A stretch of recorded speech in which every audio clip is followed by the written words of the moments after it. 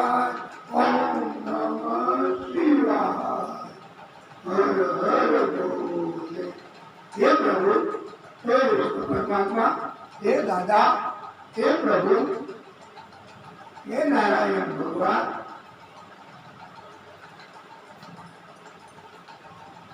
વિશ્વેશ્વરાય શિવ વિશ્વેશ્વરાય, હર હર બોલે નમઃ શિવાય। હે નારાયણ ભગવાન, હે દાદા, હે પરમ કૃપાળુ, હર હર બોલે નમઃ શિવાય, ઓમ નમઃ શિવાય। હે નારાયણ પ્રભુ,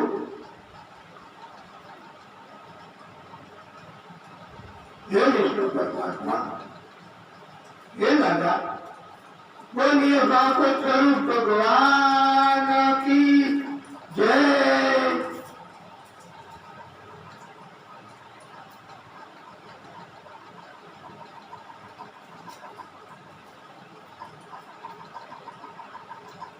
સુખદેવ પ્રભુ કહે છે, હે રાજન,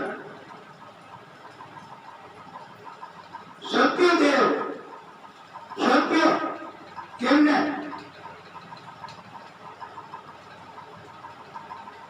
એવો અનુભવ થયો, એમને જોયું કે લક્ષ્મી એમનો ત્યાગ કરી અને વિદાય લે છે, જાય છે પોતાની પાસેથી। ત્યારે કારણ પૂછ્યું તો લક્ષ્મીએ કહ્યું, મારે નથી રહેવું તમારી સાથે। લક્ષ્મીજી ગયા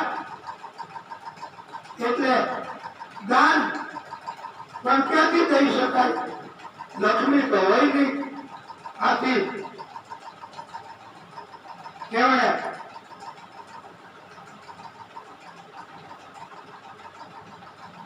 દાન પણ હવે એમનાથી વિદાય થયો।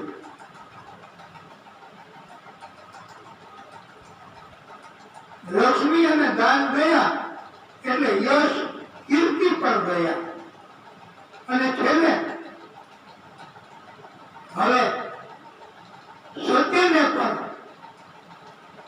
જવું પડે એવી સ્થિતિ થઈ હો। કારણ કે કાંઈ ન હોય, શું ખાવું, કેમ રહેવું, કેમ બધું મેળવવું, એટલે સત્ય પણ હવે જવા માટે તૈયારી કરવા માંડ્યું। ખાવા માટે, કાંઈક મેળવવા માટે થોડું થોડું જૂઠ બોલવું પડે, પણ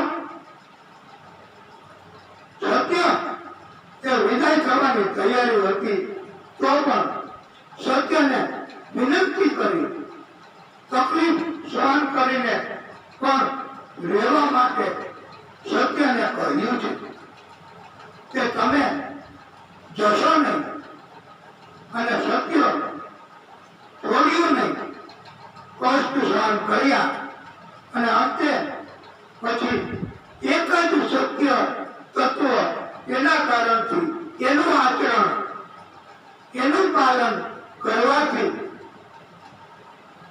લક્ષ્મી પણ પાછી આવી, દાન પણ કરવા માંડ્યા, ધર્મ પણ પાલન થવા લાગ્યો। આમ સત્ય હોય ને તો બધું જ આવે છે। સત્યના આધારે જ આ બધું જ ટકી રહ્યું છે।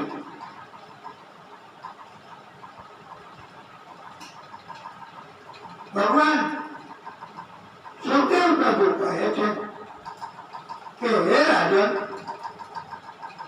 વિશેષ તસ્ય દેહો અયમ સ્થ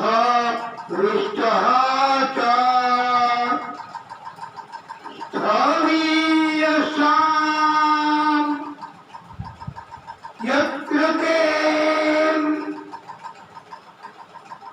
દ્રશ્યતે વિશ્વમ ભૂતમ ભવત ચ સત્ત. આપણને જે દેખાય છે આખું વિશ્વ એવું મોટું વિરાટ, કે આખા વિશ્વ, આખી દુનિયા, આખું બ્રહ્માંડ એ પ્રભુનું જ રૂપ છે, પ્રભુનું જ સ્વરૂપ છે. અને પ્રભુ પોતે જ આખા બ્રહ્માંડના રૂપમાં પ્રાગટ્ય કર્યું છે. અને એમને વિરાટ ભગવાન કહેવામાં આવે છે. પરમાત્માનો નાશ અંત થતો જ નથી. એટલે વિશ્વ, જગત, બ્રહ્માંડનો પણ અંત થતો જ નથી. વિશ્વના રૂપમાં વિરાટ ભગવાન રહેલા છે. આખું બ્રહ્માંડ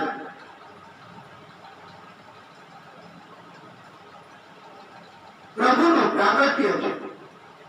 અને પ્રભુનો સંકલ્પ એટલે આખા બ્રહ્માંડ સ્વરૂપે પ્રાગટ્ય કર્યું. બોલીએ વિરાટ ભગવાન કી જય. આ જંગલો, સૂર્ય, ચંદ્ર, નદીઓ, પર્વતો એ બધું જ આ વિરાટ ભગવાનનું આખું શરીર છે. આખા બ્રહ્માંડ, જગત, વિશ્વમાં વિરાટ ભગવાનના પગ પાતાળમાં છે. એટલે પાતાળ એ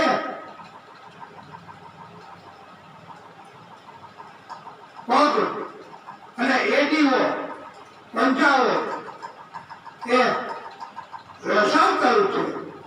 એડી ઉપરની ગાંઠો એ મહાતળ છે. પગની પિંડીઓ એ પ્રભુના તલાતલ છે, પાતાળ. અને બંને ગોઠણ એ સુતલ પાતાળ છે. સાથળો એ અતલ પાતાળ છે. જાંઘો એ વિતલ પાતાળ છે. વિરાટ ભગવાનના જાંઘ સુધી પગથી શરૂ કરીને ભાગ છે તે બધા પાતાળો કહેવાય છે. એ પૃથ્વીથી નીચે હોય છે. વિરાટ ભગવાનની નાભીથી નીચેનો ભાગ પૃથ્વી છે. નાભી આકાશ છે. છાતી વૃક્ષ સ્થળ સ્વર્ગલોક છે. ડોક, ગળું એ મહરલોક છે.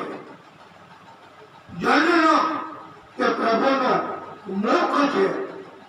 તથા તપોલોક એ પ્રભુનો લલાટ કહેવાય છે. સત્યલોક ભગવાનનું મસ્તક કહેવાય છે. ઇન્દ્ર આદિ દેવતાઓ ભગવાનની બાહુઓ કહેવાય છે. દિશાઓ ભગવાનના બંને કાન છે. શબ્દ ભગવાનની કર્ણેન્દ્રિય છે. તથા અશ્વિની કુમારો ભગવાનની બંને નાસિકા એટલે નાકના છિદ્રો છે. ગંધ એ ભગવાનની જ્ઞાનેન્દ્રિય છે. અગ્નિ એ વિરાટ ભગવાનનો મુખ છે. અંતરિક્ષ એ ભગવાનના બંને નેત્રો છે. સૂર્ય એ ભગવાનની આંખની બંને પીકીઓ છે. દિવસ તથા રાત ભગવાનના નેત્રોની પાપણો છે. બ્રહ્મદેવનું સ્થાન તે ભગવાનની ભ્રુકુટી છે. જળ એ ભગવાનનો તારવું છે. રસ એ ભગવાનની જીભ છે. ઇન્દ્ર તથા વેદો ભગવાનનો બ્રહ્મ તત્વ છે. યમ એ વિરાટ ભગવાનની દાઢો છે. પુત્ર ભગવાનના દાંત છે. હાસ્ય એ ભગવાનની માયા છે. આખી સૃષ્ટિ કટાક્ષનો એક વિલાસ છે. લોભ એ ભગવાનનો ઉપરનો હોઠ. ધર્મ ભગવાનના સ્તન. અધર્મ ભગવાનની પીઠ. પ્રજાપતિ ભગવાનની મૂત્રેન્દ્રિય એટલે લિંગ. મિત્રા વરુણ ભગવાનની બે અંડકોષ એટલે લિંગની નીચેની બે ગાંઠો છે. સમુદ્ર તે ભગવાનનું પેટ છે. પર્વતો ભગવાનના હાડકા છે. નદીઓ તે વિરાટ ભગવાનની નાડીઓ છે. વૃક્ષો તે વિરાટ ભગવાનના રૂવાટાઓ છે. અનંત વાયુ તે ભગવાનના શ્વાસોશ્વાસ છે. કાળ ગતિ તે ભગવાનની ચાલ છે. આ બધા વિરાટ સ્વરૂપ પરમાત્માના શરીરના ભાગો કહેવામાં આવ્યા છે. બ્રહ્માંડ, જગત, વિશ્વ એ આ બધું જ પ્રભુનું પ્રાગટ્ય છે. વિરાટ ભગવાનનું આખું શરીર રહેલું છે. વિશ્વ, જગત, બ્રહ્માંડના બધા જ જીવોના જન્મ, મૃત્યુ એના ચક્કરને ચલાવનારનું છે. વાદળો ભગવાનના કેશ એટલે વાળ છે. સંધ્યા ભગવાનના વસ્ત્રો છે. અવ્યક્ત મૂળ પ્રકૃતિ તે ભગવાનનું હૃદય છે. ચંદ્ર એ ભગવાનનું મન છે. વિજ્ઞાનની શક્તિ તે ભગવાનનું મહત્વ તત્વ છે. રુદ્રદેવ એ વિરાટ ભગવાનનો અંતઃકરણ છે. ખચ્ચર, ઘોડા, હાથી એ ભગવાનના નખ છે. મૃગ તથા બધા જ પશુઓ ભગવાનની કટી એટલે કમર એનો પાછળનો ભાગ છે. પક્ષીઓ પ્રભુની બુદ્ધિ, કારીગીરી, કૌશલ્ય છે. પુરુષમાં છે તે શક્તિ ભગવાનની શક્તિ છે. વિદ્યા એ ભગવાનનો સ્વર છે. ચરણો તે ભગવાનના ગંધર્વ છે. વિદ્યાધરો એ ભગવાનની અપ્સરાઓ છે. અસુરોનો સૈન્ય વિરાટ ભગવાનનો પરાક્રમ છે. બ્રાહ્મણ તે વિરાટ ભગવાનનું મુખ છે. ક્ષત્રિયો ભગવાનની ભુજાઓ છે. વૈશ્યો ભગવાનના સાથળો છે. શૂદ્રો ભગવાનના પગ છે. જુદા જુદા નામથી ઓળખાતા દ્રવ્યાત્મક યજ્ઞો જે ઘણા બ્રાહ્મણો કરે છે ને કે અમે યજ્ઞ કરાવીએ છીએ. શુદ્ધ યજ્ઞ કરવા હોય તો અમને કહો. આ યજ્ઞ જુદા જુદા પ્રકારના દ્રવ્યાત્મક એ ભગવાનના કર્મો છે. પ્રભુના આ શરીરના 60 ભાગો છે તે બ્રહ્માંડ જગત વિશ્વની અંદરના બધા જ તત્વો છે. ભગવાને અનેક ગણો બળ ધરાવનારા જીવોનું પણ સર્જન કર્યું જ છે કે બધા જ અનેક ગણો બળ હોય છે. મહાબલશાળી જીવો પણ પરમાત્માનું જ રૂપ છે. બળ અમાપ કલ્પના ન થઈ શકે એવું પણ પ્રભુ આપે છે અને એવા જીવ પણ પ્રભુએ બનાવ્યા છે. સમુદ્રમાં અતિ બળવાન એવી માછલી હોય છે એક. એ માછલીને કિમિંગ નામની માછલી કહે છે. અને આ માછલીની શક્તિ કેટલી?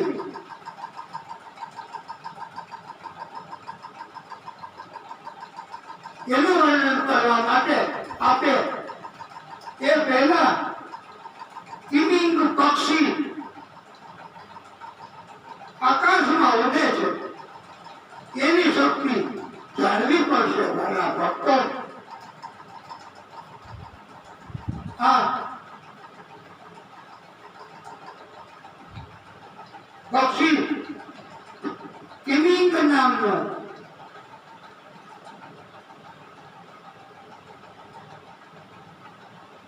એ આકાશમાં ઉડે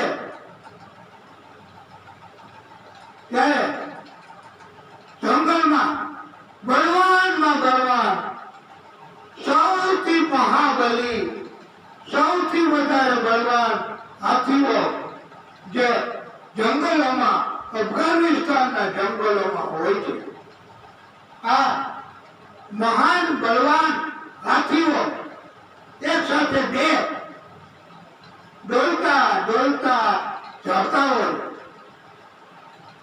એને આ કિમિંગ નામનો પક્ષી આકાશમાંથી જોયે અને ઝડપથી નીચે ઉતરી આ પક્ષી એમના એક પગમાં એક એમ બંને પગમાં બંને આવા મહાન બળશાળી હાથીઓને પણ પગમાં પકડી અને ઉપર ઉડી જાય. હાથી કાંઈ ન કરી શકે.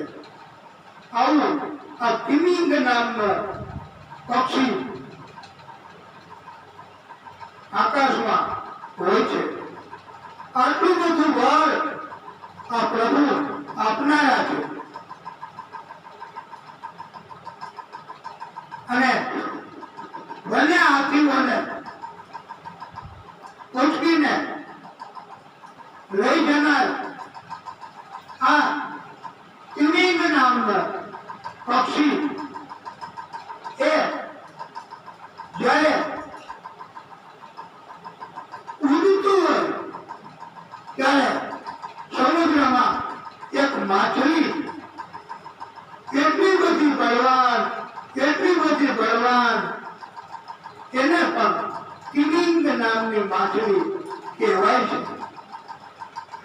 એ સમુદ્રમાંથી ઉપર આવે શ્વાસ લે અને શ્વાસ કેટલો બધો દબાણથી ખેંચે કેટલો બધો ફોર્સથી ખેંચે તો આ માછલી એટલી બળવાન હોય છે કે કિમિંગ નામનો પક્ષી મહાબળવાન બંને હાથીઓ મહાબળવાન ત્રણેયને પોતાના શ્વાસ માં ખેંચી લે અને અંદર સમાવી લે. આ કેવી વિરાટ કેવી બળશાળી કિમિંગ નામની માછલી હોય છે. આવું બળ આપવા વાળા એ આપણા પરમાત્મા શ્રી હરિ ઠાકોર સ્વરૂપ ભગવાન. જેને બળની જરૂર પડે એને બળ આપે છે, શક્તિની જરૂર પડે એને શક્તિ આપે છે, બુદ્ધિની જરૂર પડે એને બુદ્ધિ આપે છે.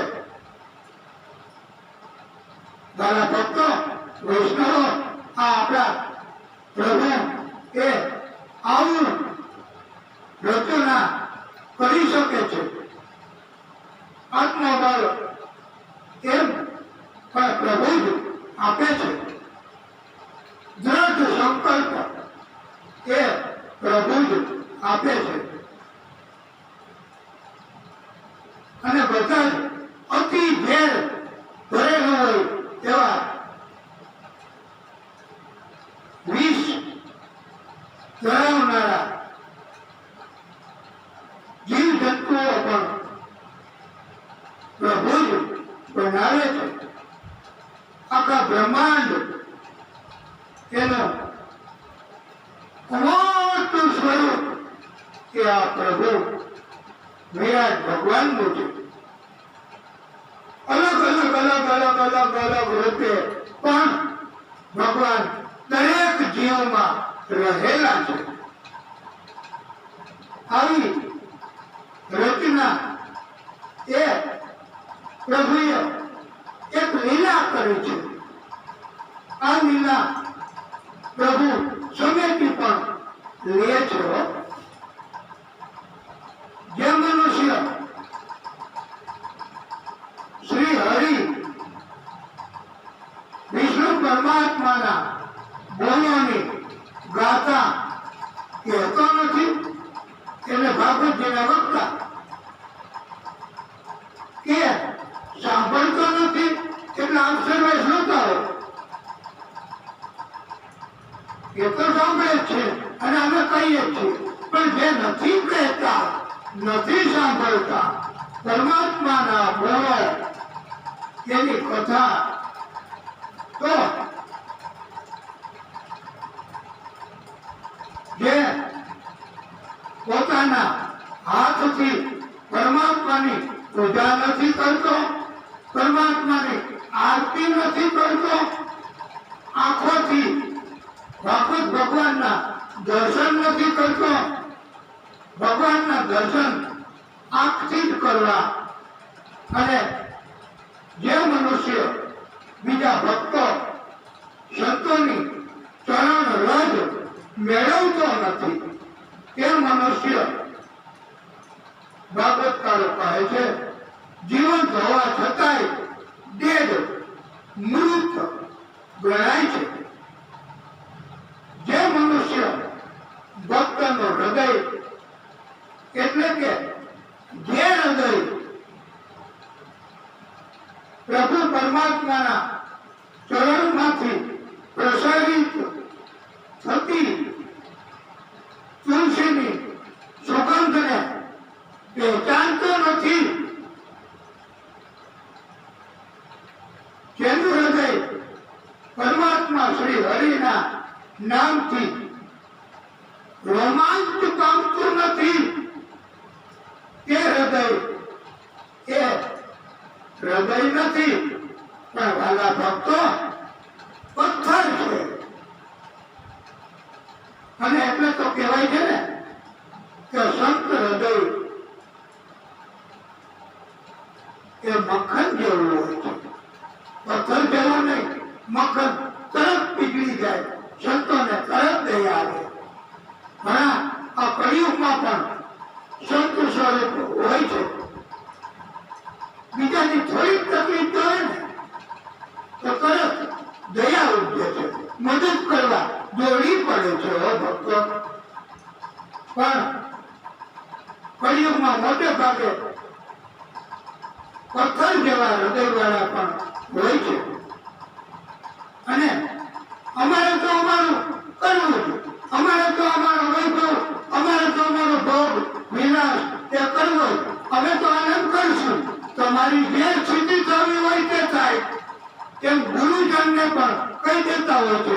ગુરુજન તરફ પણ નેગ્લિજન્સી બેદરકારી દાખવતા હોય છે.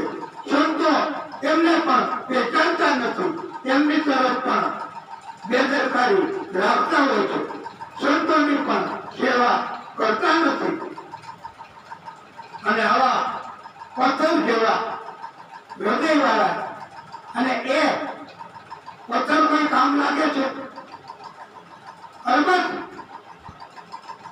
કળિયુગમાં પથ્થર નહીં ટીપીને ટોચીને કાપીને પણ કરવત ચલાવીને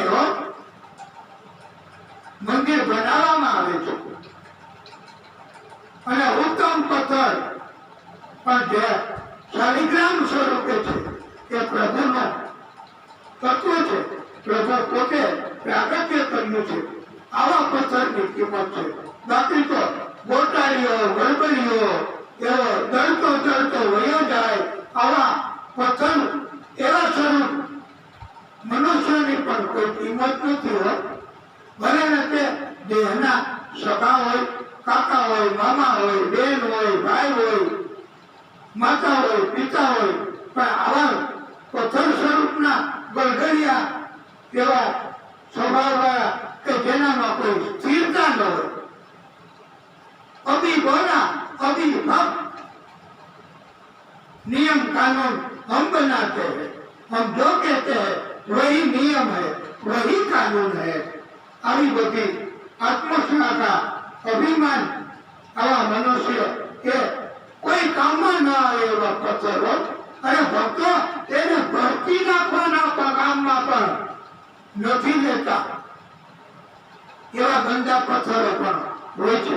એટલે સંતોની સેવા ન કરે, બ્રાહ્મણોની સેવા ન કરે, ગુરુજનની સેવા ન કરે, માતા પિતાની સેવા ન કરે, એ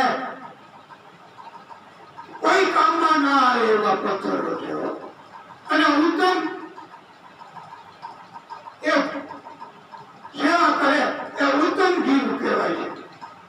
ભલે ને પછી ન મળે કઈ મૂલ્ય, ન મળે કઈ વર્તન, અજાણ્યા હોય એની પણ સેવા કરવા માંડી પડે છે. કચ્છમાં આશાપુરા માતાના મોઢે ભક્તો ચાલીને નવરાત્રી અગાઉ જતા હોય છે. ત્યારે કોઈ થાકી જાય તો એમના પગે માલિશ કરવા વાળા, એમને મદદ કરવા વાળા, એમને આરામની સુવિધાઓ કરી આપવા વાળા, એમને જલપાન ખોરાક એમની સુવિધાઓ કરી આપવા વાળા એ પણ સેવકો જ છે. એને સેવા જ કહેવાય છે. અને એમના ઉપર પ્રભુ પરમાત્મા શ્રી હરિ આદિ શક્તિ આશાપુરા માતાજી એ પ્રસન્ન રહે છે. અને આવા સેવકો એમને યાત્રિકો શું આપે છે? કશું નહીં ભક્તો, એનાથી પ્રભુ રાજી થાય છે.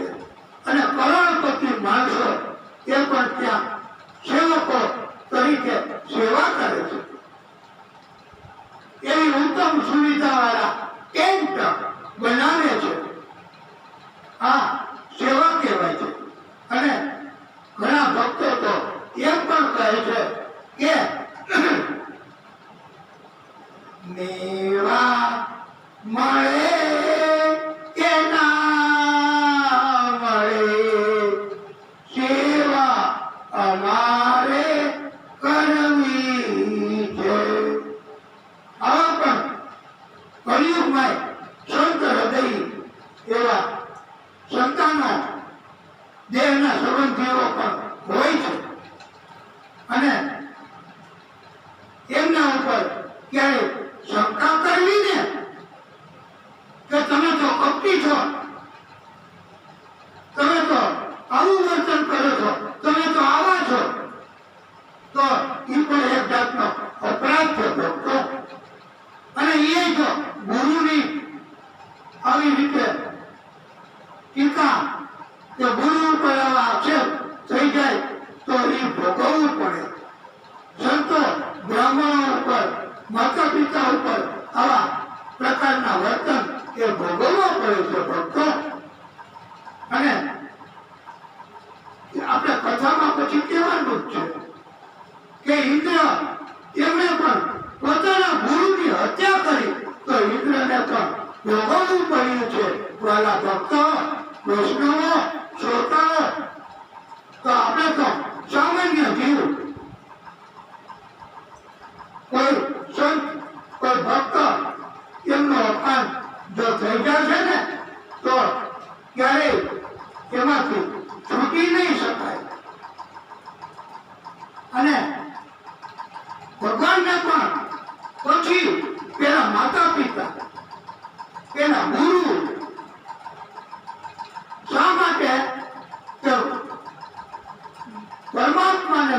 આપવાનું શિક્ષણ ગુરુ આપે છે. પરમાત્માને મેળવી આપવા માટેનું શિક્ષણ એનો રસ્તો માતા બતાવે છે. એમનો રસ્તો પિતા બતાવે છે. નહીતર કાંઈ નહોતું આવડતું. કોલમનો ક એ પણ નહોતો આવડતો. અને નાના બાળક જન્મતા હોય એમને ઘરમાં માતા એ ઉત્તમ શિક્ષણ આપે છે. તમેવ માતા ચ પિતા તમેવ, એટલા માટે કહ્યું છે કે માતા એના સ્વરૂપમાં શીખવનારે પરમાત્મા છે. પિતા એના સ્વરૂપમાં પાલન કરનાર જરૂર પડે તો, બાકી ભોગ વિનાશ એ શરમ માટે પિતા એના માટે સર્જન નથી ભાઈ. આખી જિંદગી પિતા અભ્યાસ ન કરે બાપા. આખી જિંદગી ભલા વૈષ્ણવો એ માતા પિતા અભ્યાસ ન કરે. આપણામાં ભક્તિની શક્તિ આવે તો માતા પિતાનું આપણે સૌથી પહેલા ધ્યાન રાખવાનું. ગુરુજનનું સૌથી પહેલા ધ્યાન રાખવાનું. સંતોનું, બ્રાહ્મણોનું સૌથી પહેલા ધ્યાન રાખવાનું. અને ગુરુ ગોવિંદ જો ન ફળે इसको लागू खाए. बलिहारी गुरुदेव की गोविंद दियो दिखाए. એમના કૃપા ના કારણથી ગોવિંદ મળે છે. નહીતર કષ્ટ, તકલીફ, પાપ કર્મથી તો આવું જ મળે. દુષ્ટોના શક્તિ તો આવું જ મળે. અભિમાન, ગુસ્સો, મારી નાખું, કાપી નાખું, મારો મારો, આવો સ્વભાવ એ પ્રકૃતિથી વિરુદ્ધ છે, કુદરતથી વિરુદ્ધ છે. માટે સંત હૃદય એ મકર સમાન છે. મનુષ્ય અવતાર પ્રભુએ કૃપા કરીને આપ્યો છે.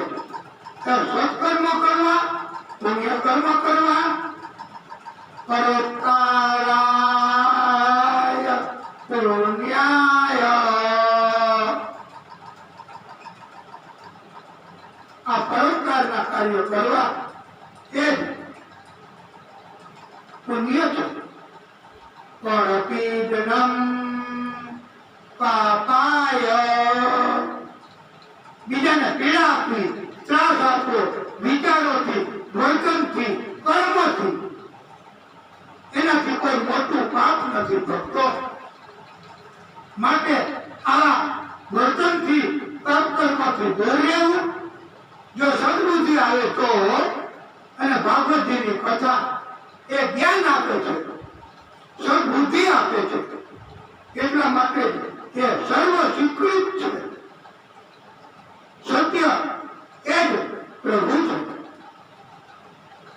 અને ભાગવતકારો કહે છે કે અમુક પ્રકારની ખાસ માંગણી હોય ને, જેમ આપણે ફાઇનાન્સની માંગણી હોય તો આપણે કેમ ફાઇનાન્સ મિનિસ્ટર પાસે જવું પડે, અરજી કરવી પડે.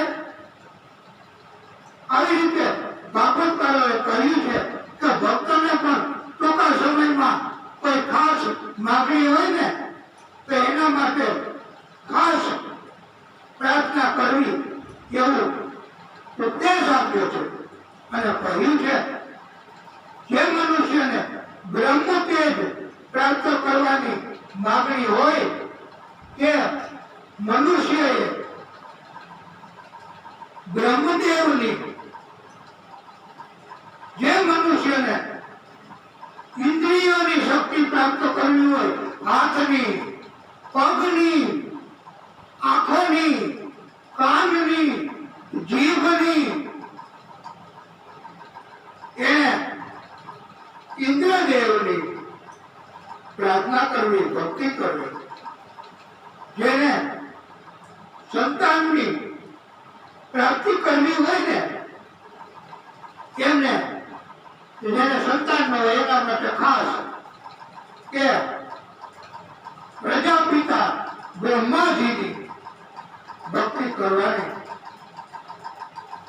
જે મનુષ્ય જીવને લક્ષ્મીજીની પ્રાપ્તિ કરવાની ઈચ્છા હોય ને, સંકલ્પ હોય ને, માગણી હોય ને, એમણે દુર્ગા માતાજીની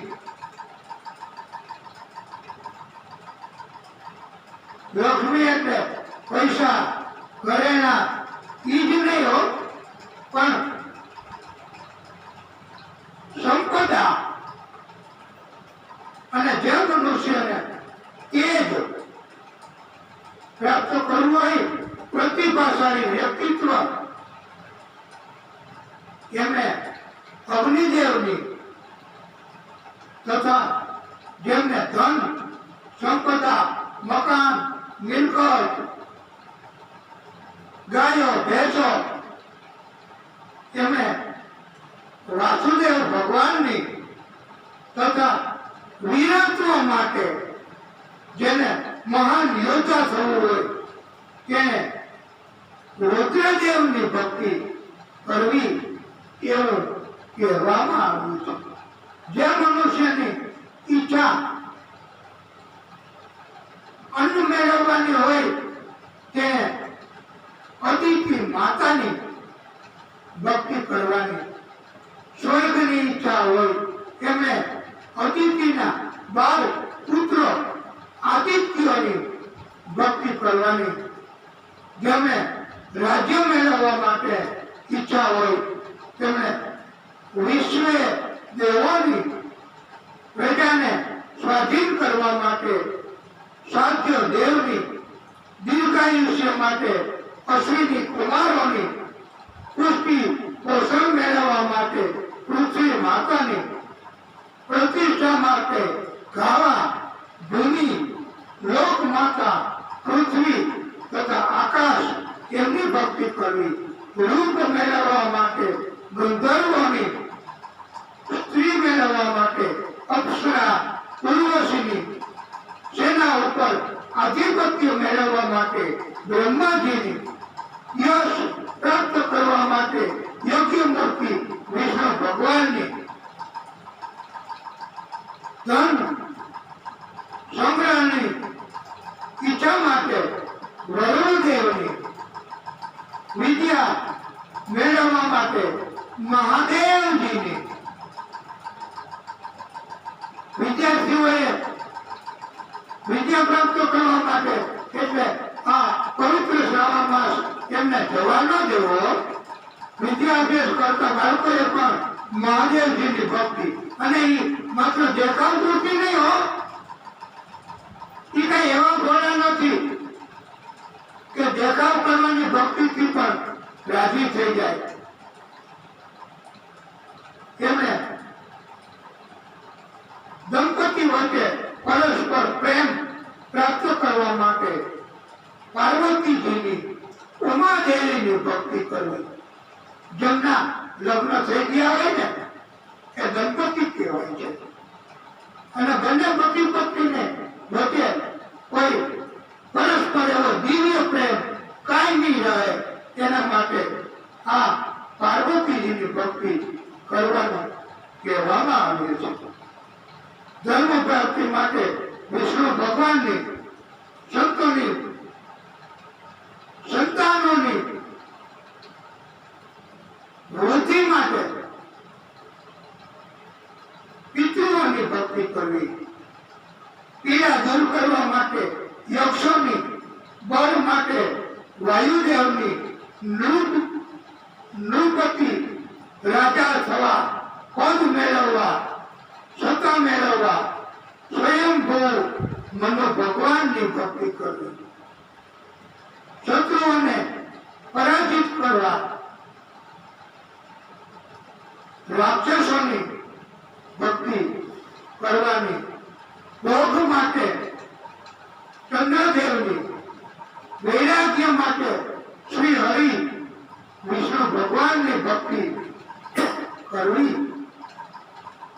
પરમાત્મા શ્રી હરિના ભક્તો આ ભાગવતજીની કથા સાંભળનારા તથા કહેવા વાળા એ શ્રોતાઓ એ પરમાત્મા શ્રી હરિ એમની ભક્તિ કરતા હોય છે.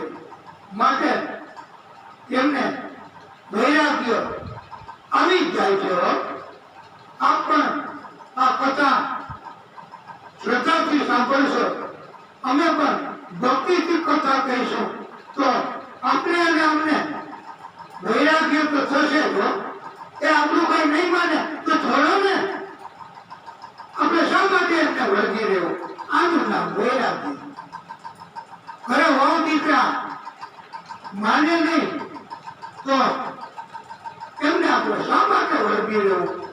છોડો ને. હવે એમની જોડે કોણ લમણા લે? એમની જોડે કોણ માથાકૂટ કરવી, દલીલો કરે? આમ વિચારીને આને કહેવાય વૈરાગ્ય. અને ઉદાર ભોગો તથા વૈરાગ્ય માટે તથા ભક્તો હોય, મુમુક્ષો હોય, એમણે તીવ્ર યોગથી શ્રી હરિ વિષ્ણુ ભગવાનની ભક્તિ કરવી. એટલે કોઈ એક ખાસ ઝડપથી માંગણી હોય તો આવું કરવું. પણ ઉત્તમ ભક્ત મુમુક્ષ અને ભાગવતજીની કથા સાંભળવી, ભાગવતજીની કથા કહેવી એ વિષ્ણુ સ્વરૂપ પરમાત્મા આદિ શક્તિની ભક્તિ કહેવાય છે. એ ભક્તિ કરનાર ને તો, કથા સાંભળનાર ને તો કાંઈ ન ઘટે વાલા ભક્તો. એમને કોઈ જાતની ક્યારેય જરૂર આ પૃથ્વી, આ દુનિયા, આ જગત, એમના કોઈ માનવી કે કળિયુગના માનવી એમની જરૂર ન પડે. સદૈવ પરમાત્મા એમની ઉપર કૃપા કરે છે. ભાગવતજીની કથા કહેવા, સાંભળવા વાળા, ચિંતન કરવા વાળા, એના અંદર રાગ દ્વેષ રહેતો નથી. આત્મા તથા મન પ્રસન્ન થાય છે.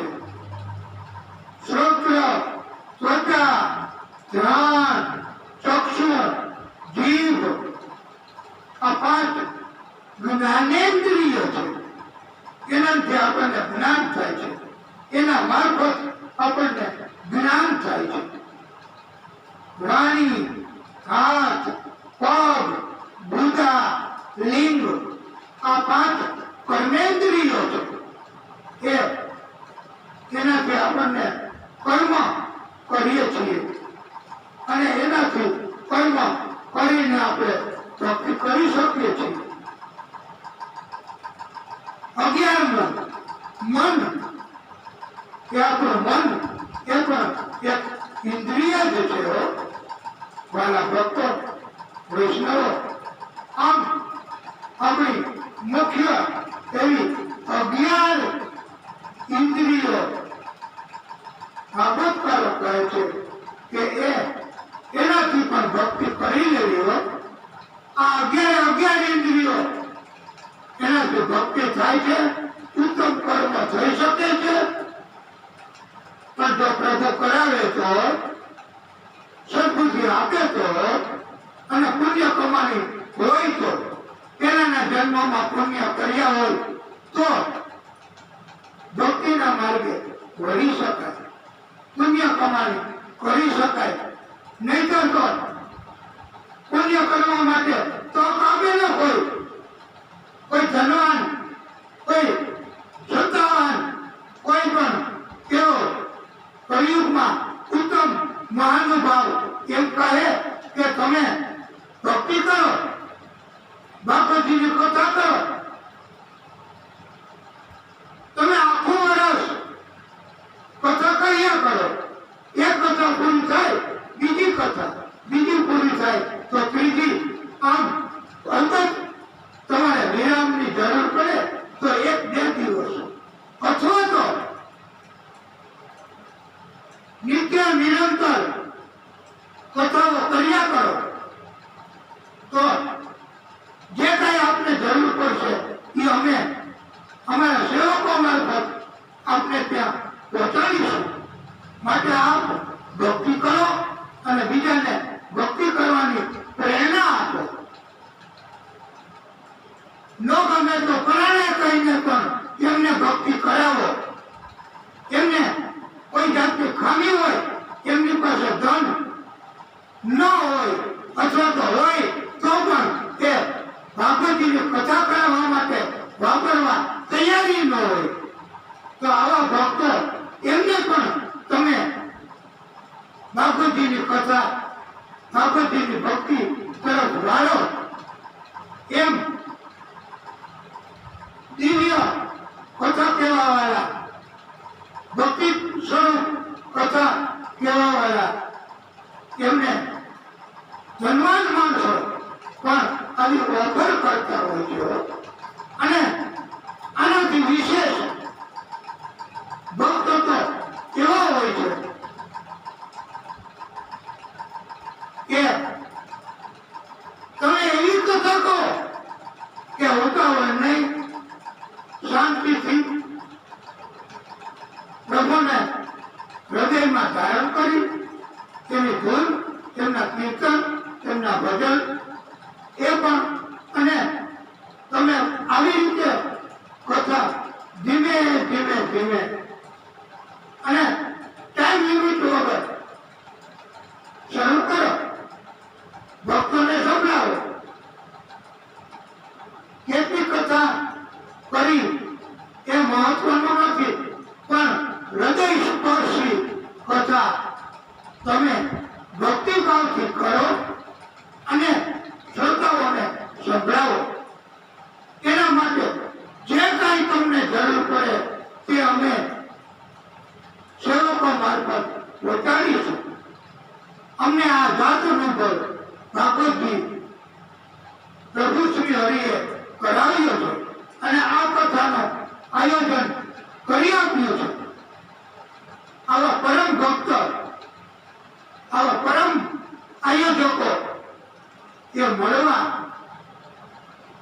કળિયુગમાં તો એમ કહેશું ને કે દુર્લભ છે, તો ખોટું નહીં ગણાય, અનુચિત નહીં ગણાય. ભક્તિ વધે તો જ આયોજકો સામેથી કહે કે આપને જે કઈ જોઈએ તે, પણ આપ કથા કરવા પધારો, અમારે આપના મુખેથી કથા સાંભળવી છે. અમને આપની કથા અસરકારક, ઇફેક્ટિવ લાગે છે. અમને આપની કથા સાંભળવાથી હૃદય શુદ્ધ બને, પરમાત્માની અનુભૂતિ થાય છે. ભલે ને પછી આપની કથા મોબાઈલ મારફત, યુટ્યુબ મારફત સાંભળીએ છીએ, પણ અમને તો એમ થાય છે કે આપ સન્મુખ છો અને કથા કહો છો. આવી અનુભૂતિ એ શ્રોતાઓને કરાવનાર એ પણ આ ભાગવત ભગવાન છે, વિષ્ણુ પરમાત્મા છે, મહાદેવજી છે, આદિ શક્તિ છે. કોઈ ભક્તાની એવી તાકાત નથી, એવું કૌશલ્ય નથી, એવી વિદ્વતા નથી કે પ્રભુની કૃપા વગર ઇફેક્ટિવ હર્ટ બ્રેકિંગ કથા કહી શકે. કઠણ વજ્ર સમાન હૃદય હોય ને તો એમાં પણ ઇતરાવી શકે એ ઉત્તમ, દિવ્ય અને ઇફેક્ટિવ કથા કહેવાય છે. અને આ કથાનો આયોજન કરાવનાર આયોજક એમને પણ આ તબક્કે એમ કહીશું ને કે ધન્ય ધન્ય તેમનું જીવન બને તેવી પ્રભુને પ્રાર્થના કરીએ તો એ કઈ ખોટું નહીં ગણાય. ભક્તો અમને પણ સાંભળવા માટે આ દરરોજ પ્રાતઃ કાલે અને પછી એનું ચિંતન કરવા માટે કોણ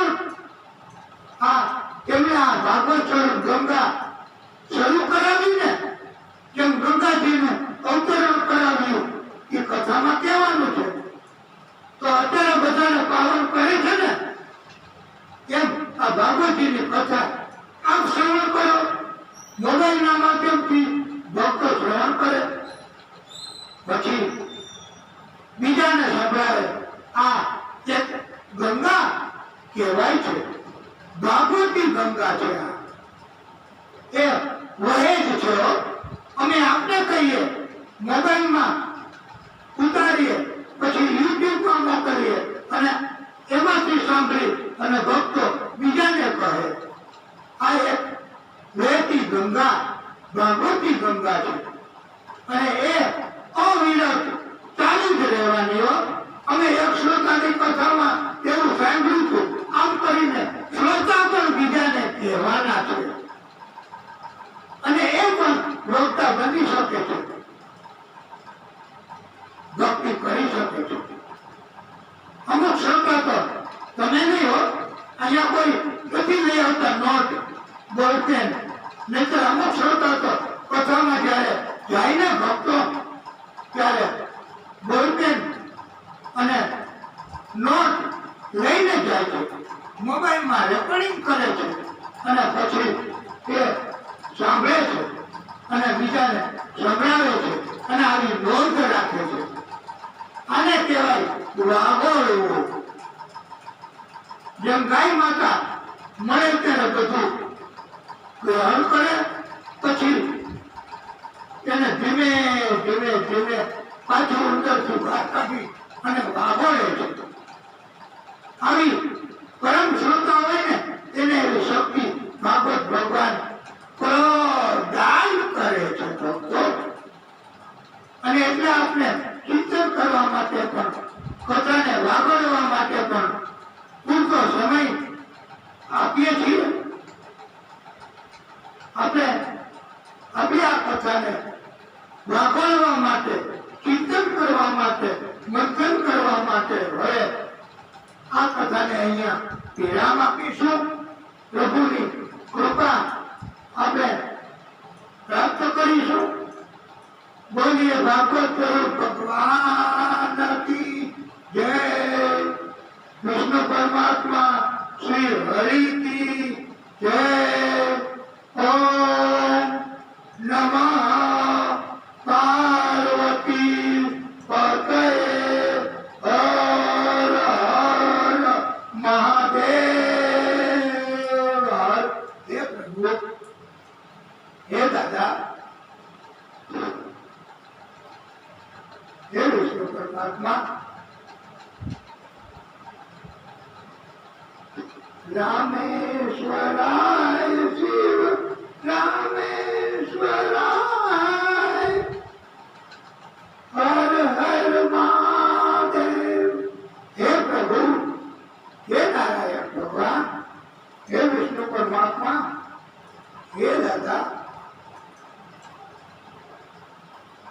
હે ભાગવત સ્વરૂપ ભગવાન, હે વિષ્ણુ પરમાત્મા, હે દાદા, હે પરમ કૃપાળુ, હે પ્રભુ, હે દાદા, આપની કૃપા.